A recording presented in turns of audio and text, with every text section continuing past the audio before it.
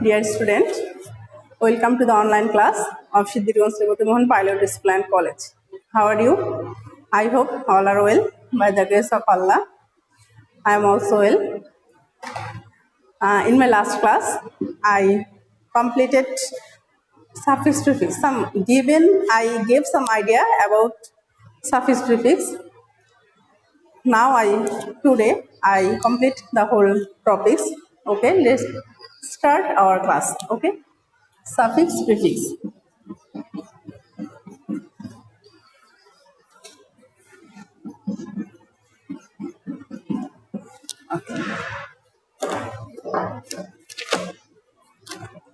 আচ্ছা, সাফিক্স এবং প্রিফিক্স আমরা গত ক্লাসে কি ডিসকাশন করেছিলাম? যারা গতকালকে করেছো তারা জানো, আমি গত ক্লাসে তোমাদেরকে সাফিক্স প্রিফিক্সের কিছুটা আইডিয়া দিয়েছিলাম এবং সেই আইডিয়াতে বলেছিলাম যে তোমাদের সাফিক্স প্রিফিক্স চারটা পার্টস অফ স্পিচের উপরে হবে। একটা হচ্ছে নাউন, তারপরে কি বলছিলাম বলতো, নাউন, ভার্ব, অ্যাডজেক্টিভ, অ্যাডভার্ব, তাই না? এবং গত ক্লাসে আমি তোমাদেরকে কোনটা কমপ্লিট করেছিলাম? নাউন কমপ্লিট করেছিলাম এবং ভার্ব কমপ্লিট করেছিলাম। তো নাউনের সম্পর্কে আমি কি বলেছিলাম যে কোন শব্দগুলা আমি একটু গতকালকে পড়াটা রিপিট করব, দেন হচ্ছে আজকেটা কন্টিনিউ করব। ওকে,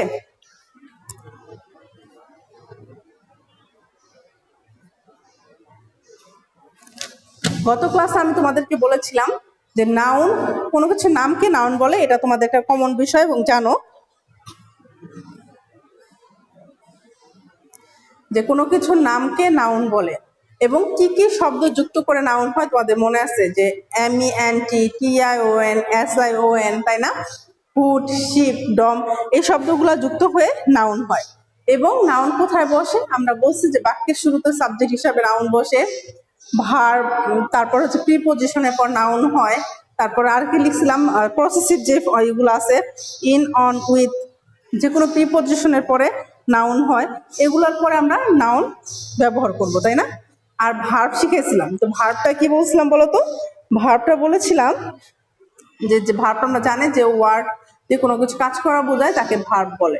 এবং ভার্ব কোথায় কোথায় বসে? ভার্ব কিন্তু অবশ্যই সাবজেক্টের পরে বসে। এই দুটা জিনিস তোমাকে শেখানো হয়েছিল।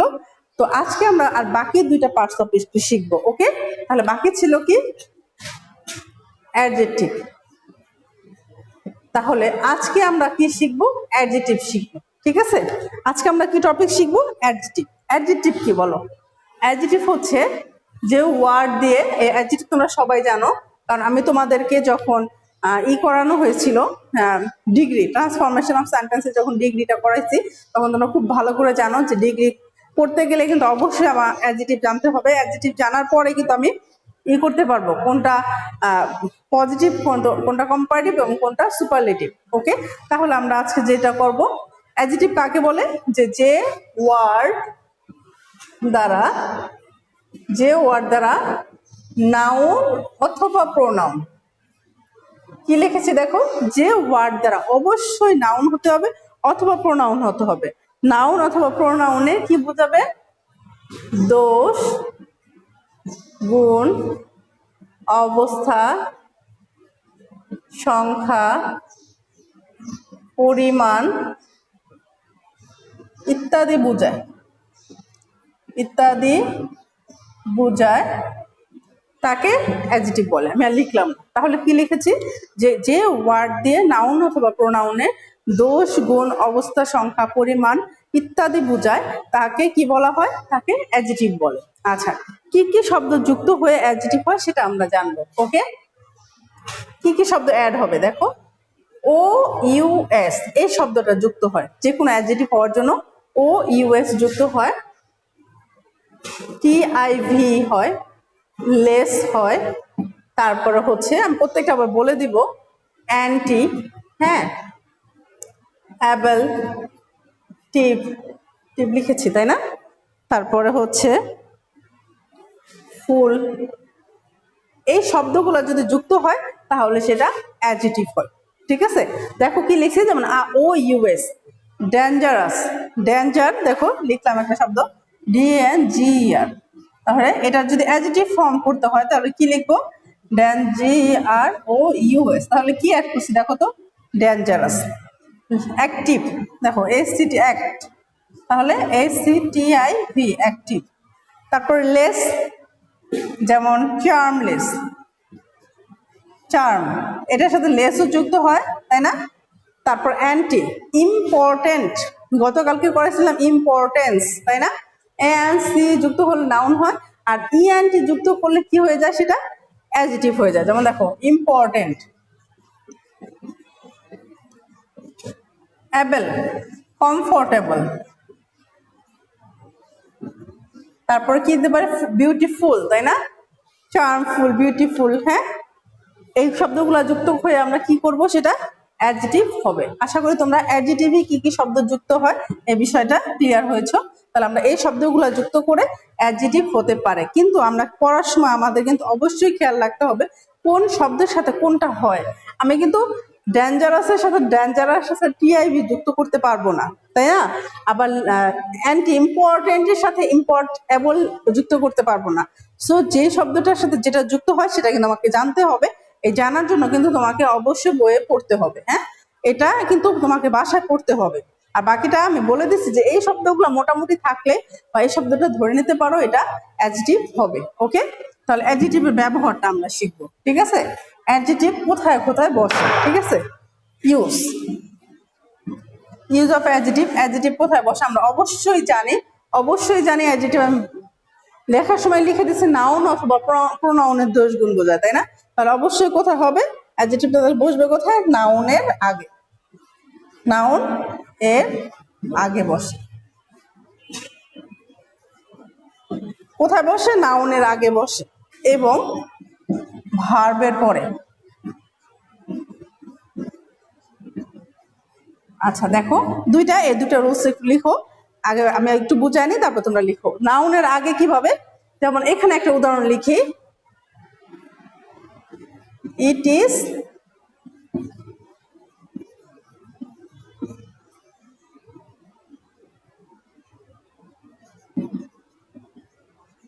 আচ্ছা it is danger things, things তো নাউন, তাই না?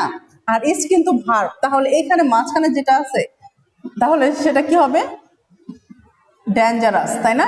ডেঞ্জারাস, তাহলে কি এটা ভার্বের পরে বসছে, তাই না? এবং নাউনের আগে বসছে। আমরা কি সবাই বুঝতে পারছি? তাহলে আমরা মনে রাখবো যে অ্যাডজেক্টিভটা মনে রাখা অনেক সহজ, এবং তোমাদের কিন্তু একটা সেন্টেন্স প্যাটার্ন আছে, তাই না? যে সেন্টেন্স হওয়ার জন্য কি লাগবে, সেন্টেন্স হওয়ার জন্য কিন্তু অবশ্যই ফার্স্টে কি লাগবে, সাবজেক্ট লাগবে। সাবজেক্টের পর কি আসে, ভার্ব। গতকাল ক্লাসে কিন্তু আমরা কি শিখেছি, সাবজেক্ট এবং ভার্ব শিখেছি, মানে নাউন এবং ভার্ব শিখেছি। তাহলে সাবজেক্ট বসবে, তারপরে ভার্ব দিব, তারপরে কিন্তু একটা অ্যাডজেক্টিভ আসতে পারে, তাই না? সাবজেক্ট আর ভার্ব দিলে কিন্তু অনেক সময় সেন্টেন্স কমপ্লিট হয়ে যায়, কিন্তু একটা বড় ফুল সেন্টেন্স করার জন্য কিন্তু প্রথমে সাবজেক্ট দিব, তারপরে ভার্ব দিব, তারপরে অ্যাডজেক্টিভ দিব, একটা মাঝখানে অ্যাডভার্ব হতে পারে, তারপরে কি অবজেক্ট আসবে, সেই অবজেক্টটা, যে অবজেক্ট আসবে সেটা কিন্তু নাউন হতে পারে, তাই না? তাহলে আমরা মনে রাখবো যে অ্যাডজেক্টিভ ভার্বটা কোথায় বসে, নাউনের আগে বসে অথবা ভার্বের পরে বসে। এই দুইটা তোমরা একটু, এই যতটুকু লিখেছি এতটুকু একটু তোমরা খাতায় লিখো।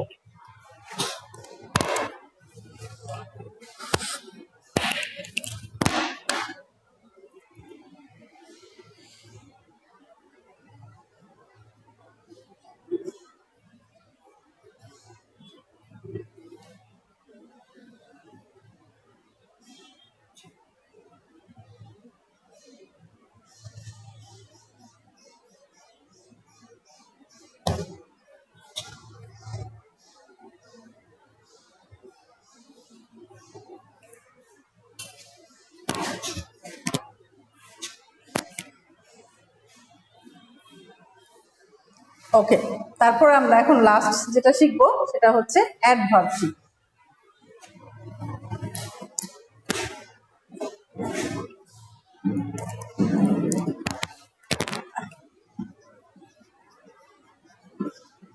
আচ্ছা, অ্যাডভার্ব করার আগে আমাদের আগে জানতে হবে অ্যাডভার্ব কি, তাই না?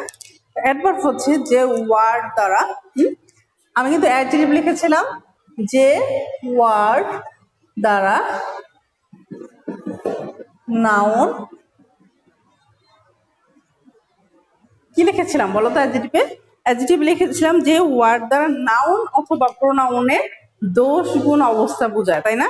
আর এখন হচ্ছে যে ওয়ার্ড নাউন প্রোনাউন ব্যতীত, যে ওয়ার্ড দ্বারা নাউন প্রোনাউন ব্যতীত বা নাউন প্রোনাউন ছাড়া, কি লিখেছি ব্যতীত, নাউন আর প্রোনাউনের কোনো দোষ গুণ বোঝাতে পারবে না, ঠিক আছে।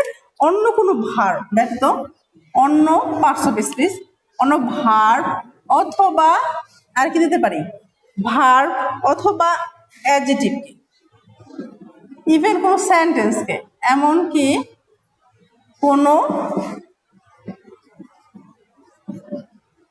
সেন্টেন্সকে বিশেষায়িত করে অথবা পার্টস অফ কে নির্দেশ করে তাকে, আচ্ছা এটা এই বিষয়টা একটু ক্লিয়ার করি, যে ওয়ার্ড দ্য নাউন প্রোনাউন ব্যতীত, মানে নাউন প্রোনাউনকে মডিফাই করতে পারবে না, যদি নাউন প্রোনাউনকে কোনো কিছু মানে নির্দেশ করে সেটা হবে অ্যাডজেক্টিভ, আর নাউন প্রোনাউন ছাড়া অন্য কোনো ভার্ব হতে পারে, অ্যাডজেক্টিভ হতে পারে, এমনকি পার্টস অফ স্পিচের যে কোনো একটা পার্ট হতে পারে, অথবা কোনো সেন্টেন্সকে নির্দেশ করে বা মডিফাই করে বা বিশেষায়িত করে তাকে অ্যাডভার্ব বলা হয়ে থাকে, ঠিক আছে। এটা ভালোভাবে সংজ্ঞাটা বোঝার একটা বিষয় আছে, যদি তুমি সংজ্ঞাটা ভালোভাবে বোঝো তাহলে কিন্তু তুমি সুন্দরভাবে ব্যবহারটা করতে পারবা। যেমন একটা উদাহরণ লিখি, যেমন দেখো, হি ওয়াক্স স্লো, দেখো এই ক্ষেত্রে হি সাবজেক্ট, ওয়াক মানে হাঁটা, সে হাঁটতেছে, হাঁটাকে মডিফাই করছে, দেখো এটা কি ভার্ব না, এটা কোন পার্টস অফ স্পিচ, আমরা জানি সাবজেক্টের পরে ভার্ব বসে, তাহলে হি ওয়াক্স, হ্যাঁ কিভাবে হাঁটে, আস্তে আস্তে হাঁটে, স্লো দেওয়া আছে, আনসারটা কি হবে স্লোলি। তাহলে এখানে যে আমি স্লোলি ইউজটা করলাম, হ্যাঁ একটু বোঝো, তাহলে এটা কাকে মডিফাই করছে, এটা কিন্তু নাউনকে অথবা কোনো প্রোনাউনকে মডিফাই করে নাই, সেটা করেছে ভার্বকে। সিম্পলি আমরা মনে রাখবো যে অ্যাডভার্বের কাজ হচ্ছে জাস্ট শুধু নাউন আর প্রোনাউন ছাড়া যে কোনো পার্টস অফ স্পিচকে মডিফাই করা, ওকে। আচ্ছা এখন অ্যাডভার্ব কি যুক্ত হয়, ঠিক আছে, অ্যাডভার্ব কি ওয়ার্ড যুক্ত হয় সেটা আমরা যুক্ত করব। যে শব্দটা অ্যাড হয়, দেখো অ্যালয় যুক্ত হয়, একটা মাত্র শব্দ যুক্ত হয়। অ্যাডভার্ব করার সময় শুধুমাত্র একটা ওয়ার্ডই যুক্ত হবে, সেটা মনে রাখা অনেক সহজ, শুধুমাত্র এলয় যুক্ত হলে অ্যাডভার্ব হয়। কিন্তু এখন একটা কমন কথা আছে, এখন আমি তোমাদেরকে বলে দিলাম যে কোনো এলয় যুক্ত হলে অ্যাডভার্ব হবে, ঠিক আছে। সব ক্ষেত্রে না, দু একটা শব্দ আছে এলয় যুক্ত হলে সেটা অ্যাডভার্ব হয় না, সেটা অ্যাডজেক্টিভ হয়ে যায়, কিন্তু নর্মাল ক্ষেত্রে আমরা বলতে পারি এলয় যুক্ত হয়। কিন্তু এছাড়া কিছু অ্যাডভার্ব আছে, যেমন এই যে সোন, হ্যাঁ, অফেন, তারপর হচ্ছে অলওয়েজ, তারপর হচ্ছে ভেরি, এগুলা কিন্তু অ্যাডভার্ব, ঠিক আছে।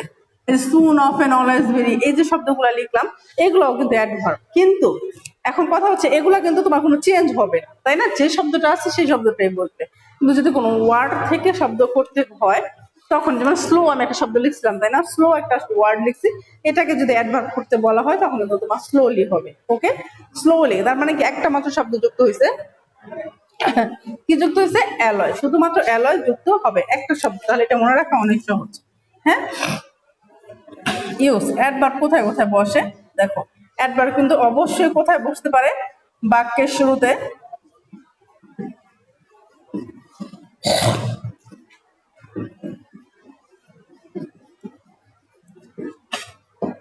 কি লিখছে দেখো তো, অ্যাডভার্ব কোথায় বসতে পারে, হতে পারে বাক্যের শুরুতে, হতে পারে শেষে, হতে পারে মাঝে। আমি তিনটা উদাহরণ দিয়ে দেখাই দিচ্ছি, হ্যাঁ, তাহলে তোমরা ক্লিয়ার হয়ে যাবা, ওকে। তোমরা এতটুকু একটু উঠায় নাও, উঠানোর পর এক্সাম্পলটা দিচ্ছি, তাহলে আর একটু ক্লিয়ার হয়ে যাবা।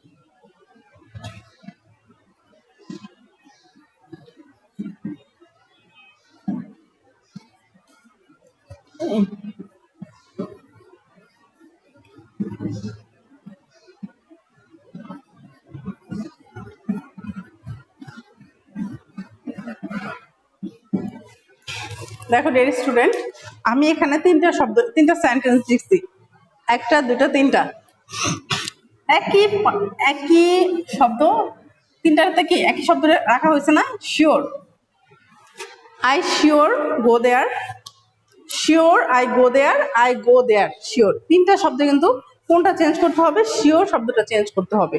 ওকে, এখন তোমরা দেখো আই সাবজেক্ট গো ভার্ব, তাহলে এই শিওর এখানে আমি সাবজেক্টের পরে আমি জানি কি হয়? ভার্ব হয়, তাই না? তোমরা জানো না সাবজেক্টের পরে কি হয়? ভার্ব হয়। তাহলে এখানে যেহেতু সাবজেক্ট দেওয়া আছে, ভার্বও দেওয়া আছে, তাহলে আমি শুধুমাত্র কোন পার্টস অফ স্পিচ ফর্মটা বসাতে পারবো বলো তো?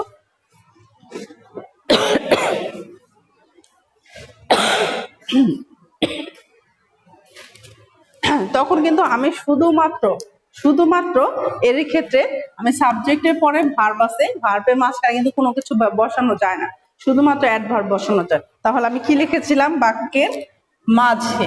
তাহলে আনসারটা কি হবে বলতো? শিওরলি।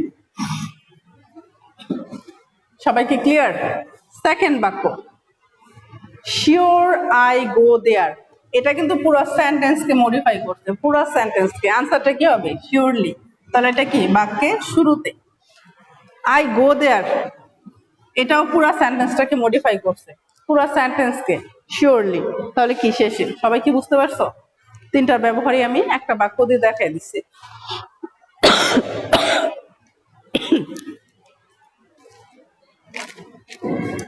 তাহলে আমরা আশা করি এই যে সাফিক্স প্রিফিক্স আজকে আমরা যে ক্লাসটা কমপ্লিট করলাম, যে কোনো পার্টস অফ স্পিচ, বিশেষ করে সাফিক্স প্রিফিক্স এর ক্ষেত্রে নাউন, অ্যাডজেক্টিভ, ভার্ব আর অ্যাডভার্ব, এই চারটাই চেঞ্জ হয়।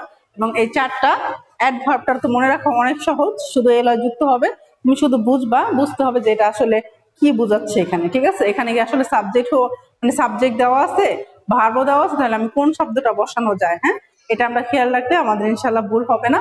আমি আজকে তোমাদের একটা প্র্যাকটিস করে দেখাবো, তারপরে আজকে টপিকটা শেষ হবে ইনশাল্লাহ। আগামী সোমবারে আবার ক্লাস আছে আমার তোমাদের সাথে। তোমাদের এরপরে আর দুইটা টপিকস বাকি আছে তোমাদের সাথে আমার ক্লাস নেওয়ার, সেটা হচ্ছে ট্যাগ কোশ্চেন আর হচ্ছে পাংচুয়েশন। এখন ট্যাগ কোশ্চেন অনেক ইজি, এটা ক্লাস 9 থেকে করে আসতেছো, এটা আমার মনে হয় না দরকার আছে। তারপরে যদি মনে করো তাহলে আমি ট্যাগ কোশ্চেন করাবো, কিন্তু আমি আগে পাংচুয়েশনটা শেষ করবো, দেন হচ্ছে ট্যাগ কোশ্চেন করাবো। ঠিক আছে, তাহলে আজকে আমরা একটা প্র্যাকটিসে চলে যাই। ওকে,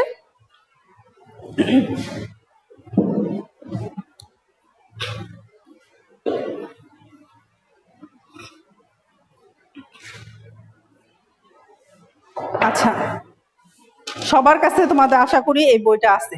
ঠিক আছে, সবার কাছে নবদূত বইটা আছে, বইটা একটু সবার সামনে নাও। ঠিক আছে, বইটা একটু সবার সামনে বের করো, আমি এই বই থেকে একটা প্র্যাকটিস করাবো। ওকে, সবাই বইটা বের করে তোমাদের এই বইয়ের সবার লাস্টের যে পেজটা, এটা আমি বের করছি 748 পেজ, অথবা তোমাদের নাম্বার যদি বলি 310 নাম্বার পেজ লিখে দিচ্ছি। পেজ হচ্ছে 748। ঠিক আছে, 748 পেজে আমি তোমাদের সাফিক্স প্রিফিক্সটা করাবো।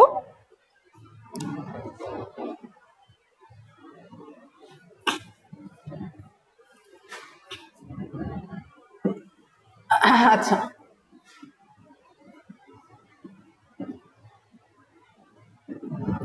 আচ্ছা, তোমরা সবাই 748 পেজ বের করো। সবার লাস্ট তোমাদের যে নবদূত বইটা আছে, সবার নবদূত বইয়ের সবার লাস্ট এটা বের করো, এইটাই আমরা একটু করাবো।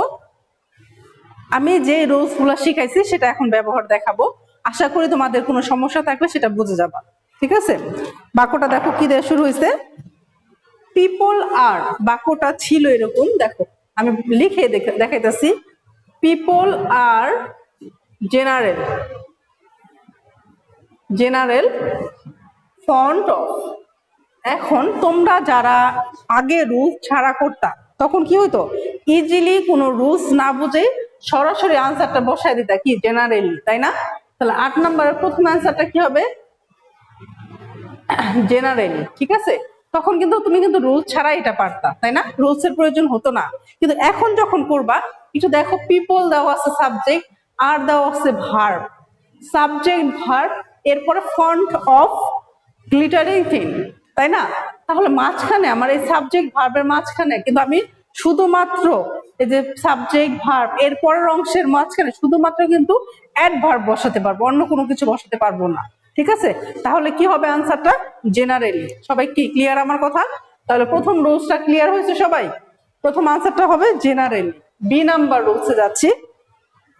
দে আর দা, আমি তোমাদের একটা রুলস পড়াইছিলাম যে দা থাকে এরপর নাউন হয়, মনে আছে কি? সবার মনে আছে কি? বলছি যে যদি দা থাকে একটা সেন্টেন্সে তাহলে দার পরে তোমরা নাউন ইউজ করবা। তাহলে দার পর যদি আমরা নাউন ইউজ করি তাহলে লাভ আছে, সেকেন্ড সেন্টেন্সটা কি আছে? লাভ।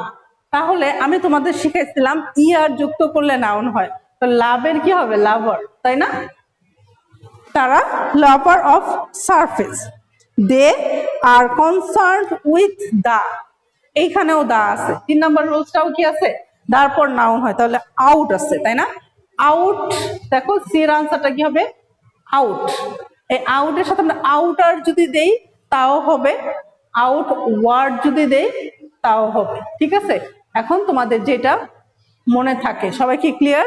এখন কথা হচ্ছে এই যে আউট ওয়ার্ড দিলাম, তাই না? এই শব্দটা কোত্থেকে আসলো?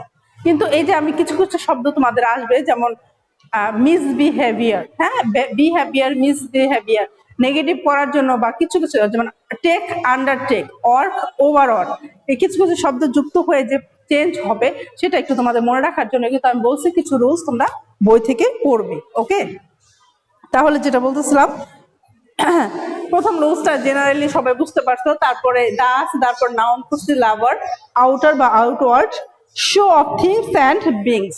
দে, দেখো ডি নাম্বার বাক্যটা কিভাবে ছিল? দে ছিল, দে, দের পরে গ্যাপ আছে, গ্যাপের পরে আছে হচ্ছে বোদার। আচ্ছা, বোদার, অ্যাবাউট। আচ্ছা, তোমাদের এখানে যে শব্দটা আছে সেটা ছিল হার্ড। ঠিক আছে, এটা কি ছিল? হার্ড। এখন এইটা কিন্তু দেখো বোদার কিন্তু ভার্ব, তাই না? তাহলে এটা আমি শুধুমাত্র কি ব্যবহার করতে পারবো? অ্যাডভার্ব ব্যবহার করতে পারবো, তাই না? তাহলে কি হবে? হার্ডলি। সবাই কি ক্লিয়ার? হার্ডলি, কেন হার্ডলি হয়েছে?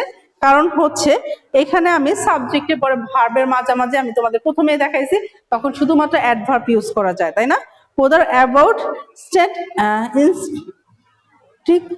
Value, gold is very. তারপর ডি, ই নাম্বার কি আছে? দেখো গোল্ড ইজ ভেরি, থিঙ্ক দেওয়া আছে, THING, থিঙ্ক। দেখো THING, তাহলে এটার আগে আছে ভ্যালু। তাহলে আমরা জানি কি হবে বলো? ভ্যালুর সাথে কি হবে? ভ্যালুয়েবল, তাই না? আনসারটা কি হবে?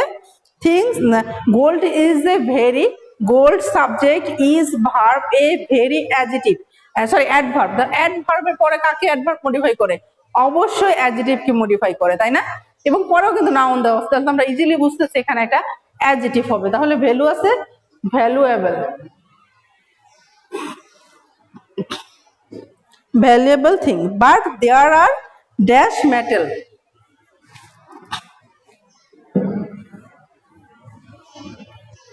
দেখো বাট, কিন্তু there are dash metal, হ্যাঁ, মেটাল আছে, মেটাল হচ্ছে নাউন, তাই না? ধাতু, আর হচ্ছে ভার্ব। একটু এই যে আমি যেটা দেখাইছি,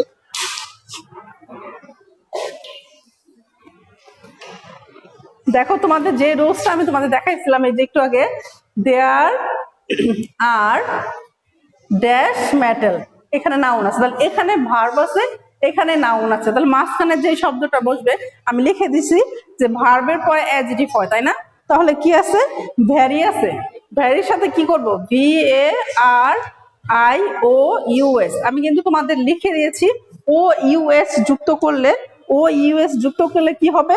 ও যুক্ত করলে অ্যাডজেক্টিভ হবে, তাহলে ভ্যারিয়াস। ঠিক আছে, কি হবে? দেয়ার আর ভেরিয়াস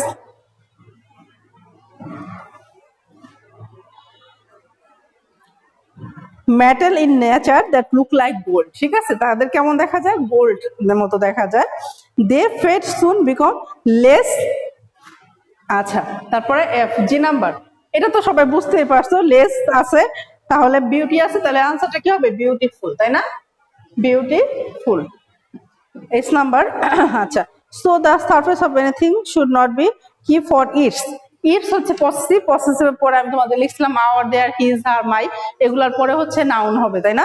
তাহলে কি আছে? মেজার আছে, তাহলে মেজারের সাথে যদি আমি নাউন করি, তাহলে মেজারের সাথে যদি আমি নাউন করি, নাউন ফর্মটা কি হবে? মেজারমেন্ট হবে। কি হবে?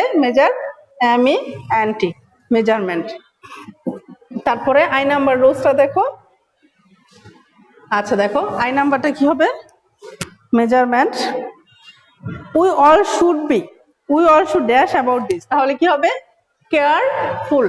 আমি তোমাদের লিখে দিচ্ছি, ফুল থাকলে অ্যাডজেক্টিভ হবে, তাই না? কেয়ারফুল হবে about this truth, otherwise we will have to be, কি হবে লাস্টটা?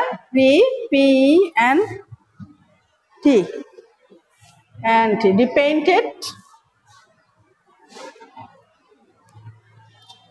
In the long run. তা না হলে আমাদেরকে পরিণামে কি করতে হবে? আমাদের পরিণামে অনেক ভুগতে হবে। সবাই কি ব্যবহারটা কি বুঝতে পারছো? আমি আবার একটু প্রথম থেকে বলতেছি, আমরা যখন করব আমরা সেন্টেন্সটা কিন্তু প্রত্যেকটা রুলস কেন আসছে, কিভাবে আসছে সেটা দেখাইছি। যে প্রত্যেকটা প্রথমে জেনারেলি কেন আসছে, যে সাবজেক্টের পর ভার্ব ছিল, সাবজেক্ট ভার্বের পরে ওই বাক্যে আমরা শুধুমাত্র অ্যাডভার্ব ইউজ করতে পারবো জেনারেলি। দা ছিল, এই রুলসের বাইরে কিন্তু এখানে একটাও আসে নাই। কিন্তু তোমরা যদি করতা বাসায় এর আগে যেটা করছো, এমনি অটোমেটিক্যালি হয়ে যায়, অনেকগুলো হয়ে যায়। তো যেই কারণে তোমাদের মনে হতো যে এই গ্রামারটা অনেক সহজ, আসলে গ্রামারটা সহজ। এবং আমি যে রুলস গুলো তোমাদেরকে দিলাম, এই রুলস গুলো একটু ফলো করবা। ফলো করলে কি হবে? তোমাদের কিন্তু 1 নাম্বার যে গ্রামারটা আসে ইংলিশ সেকেন্ড পেপারে, যে 1 এবং 2 যে তোমাদের ট্রান্সফর্ম করতে হয়, পার্টস অফ স্পিচ চেঞ্জ করতে হয়, ঠিক আছে? সেই ক্ষেত্রে তোমাদের এই রুলস গুলো অনেক কাজে লাগবে। কারণ আমি যে রুলস গুলো লিখে দিচ্ছি, যেমন অফ এর পর তুমি একটা নাউন ফর্ম বসাবা, ঠিক আছে, যে কোনো প্রিপোজিশনের পর, তাহলে ওইখানে যদি তোমার 1 নাম্বারে কিন্তু উপরে কিছু ওয়ার্ড দেওয়া থাকে, তাই না? এবং ওয়ার্ড গুলা প্রয়োজন অনুযায়ী চেঞ্জ করার দরকার হয়। তো এক জায়গায় তোমার অফ দেওয়া আছে, যে কোনো প্রিপোজিশন ইউজ করা আছে, সেক্ষেত্রে তুমি যদি সেম টু সেম ওয়ার্ড বসায় দাও তাহলে কিন্তু হবে না। সেক্ষেত্রে তোমাকে পার্টস অফ স্পিচ চেঞ্জ করতে হবে, এটা একটু খেয়াল রাখবা। আর বাসায় তোমরা এই গ্রামারটা প্র্যাকটিস করবা। তোমাদের প্রথম দিকে একটা করে দেখাইলাম, এরকম প্রথম দিকে অনেকগুলা আমি পেজ বলে দিচ্ছি। যেমন পেজটা 531 থেকে 531, হ্যাঁ, এই নবদূত বইয়ের এখানে অনেকগুলো এরকম প্র্যাকটিস করা আছে।